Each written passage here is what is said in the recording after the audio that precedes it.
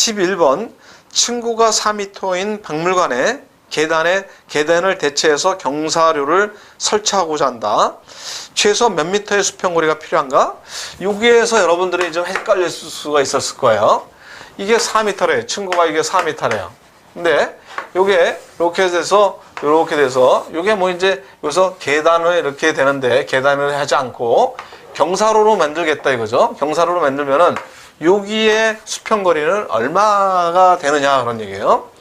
우리가 이런 거를 근래에 얘기할 때 거의다가 장애자용 램프를 많이 쓰지 이렇게 뭐 장수판을 갖다가 이렇게 해서 뭐 경사로를 두지는 않지 않습니까? 그래서 이제 거의다가 이제 장애자용은 12분의 1이지 그래갖고선 48m 이렇게 딱 이렇게 쓰면은 이 문제에선 틀리는 거예요. 그죠?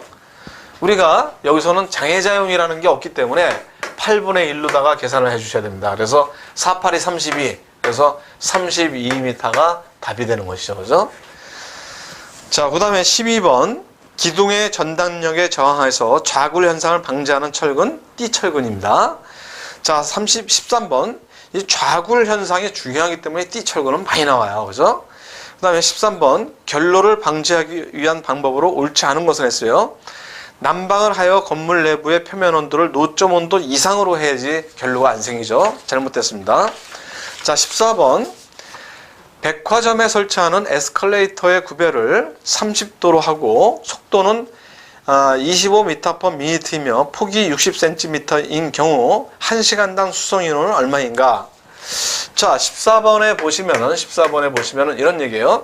에스컬레이터가 이렇게 있어요. 그죠? 에스컬레이터가.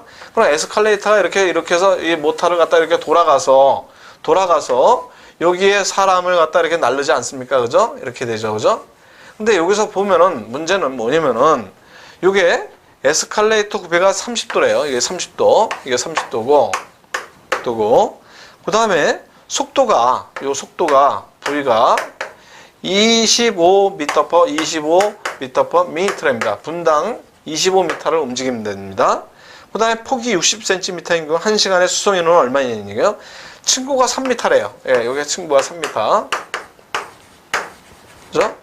층고가 3m이면 매회 20명씩 탑승하는 것으로 본다. 자, 이런 층고가 3m이기 때문에 요거를 왕복이면 6m가 되겠죠. 그죠? 6m. 그래서 요거를 보면 25 나누기 6, 그죠? 25 나누기 6 하면은 4.166 회 퍼 분이 돼. 그죠? 이렇게 되겠죠. 그죠? 요거를 갖다 우리가 60분을 한다고 했으니까 60분으로 곱하고 그다음에 회당 20명을 갖다가 날라야 되니까 회당 이렇게 됐을 때 요거는 5,000명이 되겠죠. 그죠? 약 5,000명 명이 될 겁니다. 그죠? 이렇게 되겠죠. 이렇게 해서 여러분들이 구하시면 되는 거고요.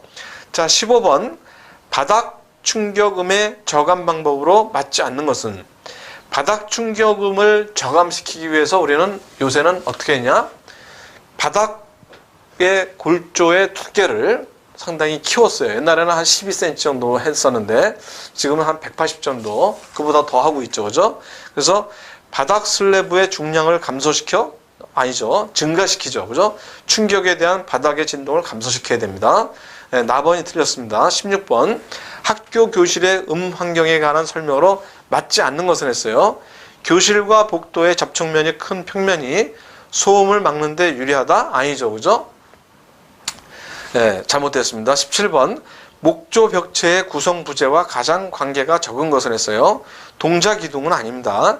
18번 건축물의 용도별 수직 교통량의 예측 중 피크 타임이 발생하는 시점으로 맞지 않는 것을 했어요. 사무소 점심시간 이게 맞지 않고요.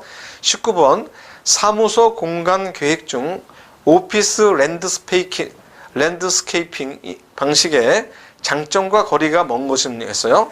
이거는 시각적 문제, 소음 문제, 프라이버시가 보장된다? 잘못됐습니다. 20번 커머셜 호텔 계획에서 크게 고려하지 않아도 되는 것은 발코니는 고려하지 않으셔도 됩니다.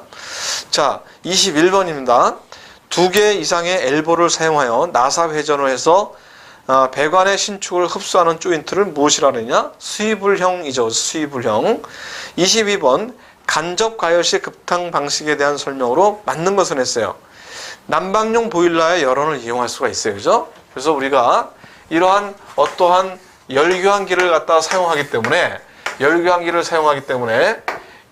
이거랑 단절이 돼 있지 않습니까? 이 열교환기가 단절이 돼 있어요. 그죠? 그래서 요 열교환에 의해서 여기에 탱크가 돼 있고, 그 다음에 뭐 이렇게 코일이 이렇게 표시를 했으니까 요거의 회로와 1차 측 회로와 그 다음에 2차 측 회로, 그죠? 2차 측 회로가 틀리기 때문에 여기는 요 보일러에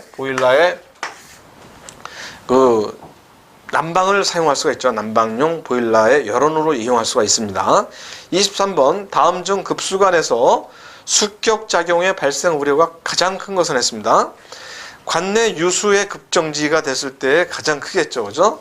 예. 그 다음에 24번 배수형 트랩이 갖춰야 될 조건으로 맞지 않는 것은 했는데 유효 봉수 깊이는 50mm 이상, 높이가 50mm 이상, 100mm 이하로 하는 게 적합하죠. 왜 그러냐면 50mm 이하로 됐을 경우에는 봉수가 깨질 우려가 있어요. 근데 100mm가 넘잖아요. 그러면은 어떻게 돼요? 이게 물의 흐름을 방해를 하죠. 그죠? 물의 흐름이 원활치가 못하기 때문에 50에서 100mm가 적절합니다. 그래서 이거 잘못됐어요.